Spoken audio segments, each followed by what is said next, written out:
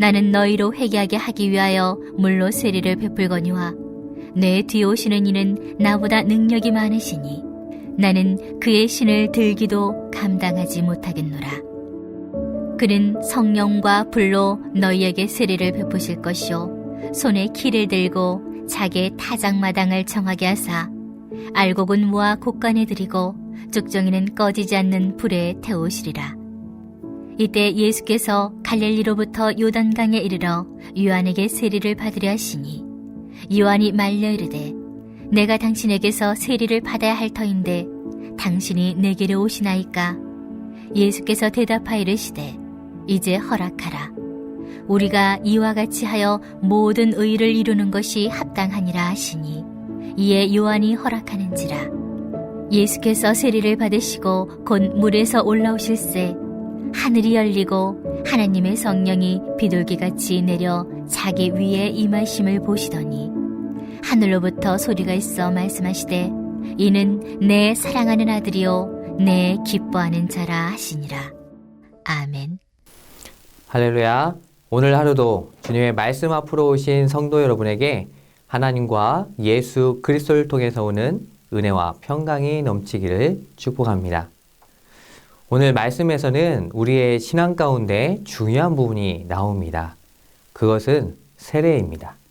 성경에서 세례로 유명한 두 분이 등장하고 있는데요. 세례 요한과 예수님입니다. 11절에 나온 것과 같이 세례 요한은 회개하기 위한 물 세례를 베풀었고 예수님께서는 성령과 불로 세례를 베풀어 주셨습니다. 이것은 어떤 차이가 있을까요? 먼저 물 세례는 교회에서 진행하는 세례식과 같다고 생각하면 됩니다. 교회에서 세례를 어떻게 받나요? 먼저 세례 교육을 받고 세례 문답을 하고 세례식을 진행합니다. 세례 문답 때에 여러 가지 문제를 보면서 이 많은 것을 어떻게 다 대답할 수 있지? 하며 걱정이 되기도 하고요. 더 대답을 잘하기 위해서 어렵지만 열심히 암기하기도 합니다. 그리고 세례식 때에 교인들과 지인들 앞에서 강단 앞으로 나가 선서를 하고 목사님께서 세례를 선포하시며 손에 물을 묻혀 머리에 그 물을 적시게 됩니다. 어떤 분은 끝나고 나서 사진도 찍어야 되고 간만에 머리도 예쁘게 꾸몄는데 물을 묻히니까 속상한 분도 있을지도 모르겠습니다. 하지만 그것은 그 물이 얼마나 큰 의미를 갖는지를 모르기 때문에 오는 마음입니다. 세례를 원칙적으로 한다면 침례를 해야 합니다.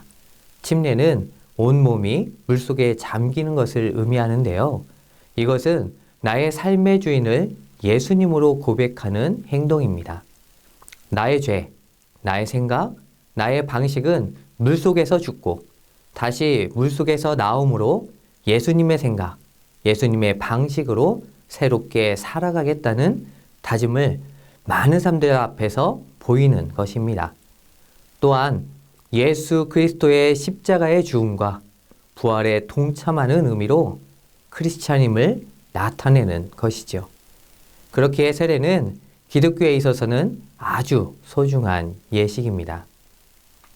동방교회나 침례교회에서는 여전히 침례를 하고 있으며 가톨릭과 개신교의 대부분은 약식으로 진행하고 있습니다. 보이는 방식은 차이가 있지만 그 의미는 같습니다. 그리고 예수님께서 주시는 성령과 불 세례는 우리의 내면으로 임하셔서 거룩한 성령의 불로서 깨끗하게 하시는 은혜를 말합니다. 성령 세례와 불 세례에 대한 해석은 다르다는 입장과 같다는 입장이 있는데요. 먼저 다르다는 입장에 따르면 성령 세례는 의인들을 위한 세례로서 현재적 축복적인 것인 것 반면 불 세례는 악인을 위한 세례로서 최후 종말론적 심판이라고 말합니다. 같다는 입장을 보면 성령과 불 세례는 모두 죄인을 정화시키며 깨끗하게 하는 기능을 합니다. 성경에서는 불이 죄인을 깨끗하게 하며 정화시키고 연단시키는 소재로 나오기 때문입니다. 또한 성령과 불 세례는 악인을 파괴시키는 기능을 합니다. 이어지는 12절을 보게 되면 심판의 날에 타작마당에서 알곡과 쭉정이를 구별해내서 쭉정이를 불에 태워버린다고 말하고 있습니다. 성령을 원어적으로 보면 바람이라고 해석도 되는데요. 이 성령의 바람이 알갱이와 쭉정이를 구별해내게 되고 쭉정이는 결국 심판에 견디지 못하고 불심판에 태워지게 되는 것입니다. 오늘의 본문을 보면서 의문이 드는 장면이 하나 있습니다. 그것은 예수님께서 세례 요한에게로 찾아와서 세례를 받는 장면입니다. 우리들의 인생을 봐도 낮은 사람이 높은 사람을 찾아오고 높은 사람의 권위로서 낮은 사람에게 베풀어 주는 것이 일반적입니다. 하지만 예수님께서는 세례 요한을 찾아오셨고 그에게 세례를 받습니다. 이것에 대해서 세례 요한도 의문을 갖습니다. 예수님께서 누구신지를 알았기 때문입니다.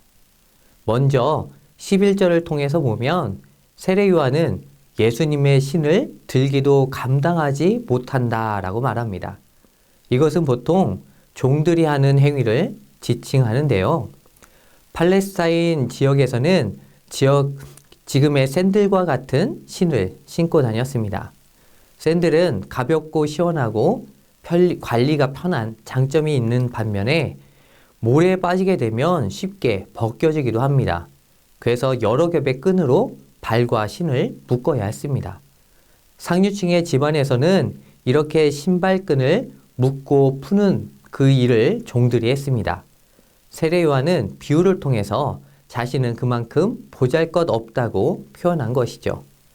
또한 자신을 찾아온 예수님께도 말합니다. 14절의 말씀입니다. 요한이 말하여 이르되 내가 당신에게서 세례를 받아야 할 터인데 당신이 내게로 오시나이까. 요한은 자신이 세례를 베푸는 것을 어려워했다는 것을 알 수 있게 합니다. 우리는 여기에서 세례 요한의 겸손함을 볼 수 있습니다. 세례 요한은 어떤 분입니까? 세례 요한은 태어나기 전부터 성령이 충만하였고 많은 사람들이 그에게로 몰려와 세례를 받았습니다. 당시의 지도자였던 바리새인과 사두개인의 잘못을 비판하며 하나님의 온전하신 뜻을 전했습니다. 그렇기에 사람들은 당신이 메시아인지를 묻곤 했습니다. 이러한 상황이 된다면 사람들은 자신들이 마치 메시아처럼 느껴져서 그것을 누리고 즐겼을지도 모릅니다. 우리나라에 신앙촌을 세운 박태선 씨는 초기에 놀라운 성령의 역사로 병든 사람들을 고쳐주는 은혜를 받았습니다.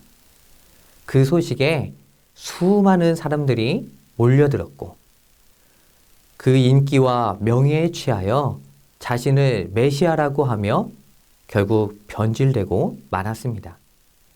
우리나라의 기독교 역사만 보더라도 초기에는 능력을 받아서 기적을 베풀다가 뒤에는 변질된 사람들이 많이 있다는 것을 보게 됩니다. 이것은 무엇을 말합니까? 달콤한 권력, 힘, 명예를 맛보다 보면 자신의 본질을 잊고 변질되기 쉬운 것이 바로 사람이라는 존재라는 것이죠. 우리들의 삶도 한번 되돌아보기 원합니다. 주님께서 허락하신 가정, 직장, 교회, 모임 가운데 주님을 나타내는 겸손함이 있습니까? 혹시 자신의 결정, 자신의 판단, 자신의 결과물을 나타내므로 자신을 높이고 있지는 않습니까? 자신을 자랑하고 있지는 않습니까? 오늘 겸손한 세례 요한의 모습을 보면서 그 중심 가운데 예수님을 모시는 귀한 성도님들이 되시기를 축복합니다. 겸손함은 또한 예수님의 모습에서도 발견이 됩니다. 15절의 말씀입니다. 예수께서 대답하여 이르시되 이제 허락하라. 우리가 이와 같이 하여 모든 일을 이루는 것이 합당하니라 하시니 이에 요한이 허락하는지라. 이렇게 하여 모든 의를 이루는 것이 합당하다. 여기에서 모든 의는 바로 하나님의 뜻입니다.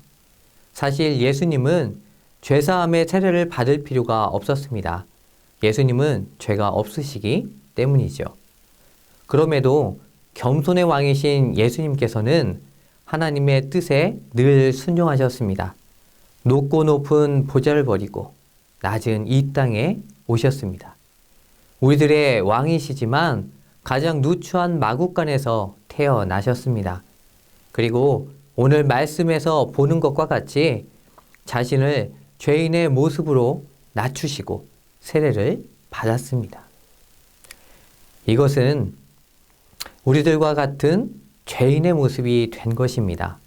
예수님은 높은 자리에서 우리를 불쌍히 보시고 이끄신 것이 아니라 우리들과 같이 낮은 자리에서 똑같은 마음과 생각을 가지셨고 그 모든 것을 이해하시고 아파하시며 이끌어 주신 것입니다. 이렇게 예수님은 죄인들의 대표로서 세례 요한에게 다가오셨고 죄사함의 세례를 받으셨습니다. 예수님께서 세례를 받으시자 놀라운 일이 생기게 되었습니다. 16절부터 17절의 말씀입니다.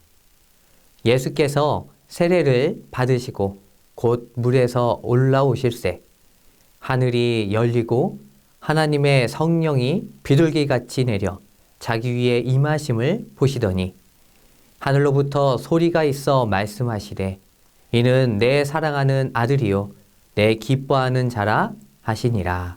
아멘.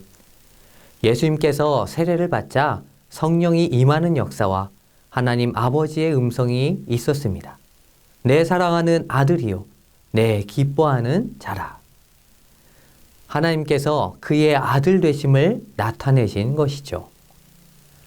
이 장면은 삼위일체 되신 하나님을 증거합니다. 성부 하나님과 성자 하나님, 성령 하나님께서 함께 등장하는 성경 구절인 것이죠.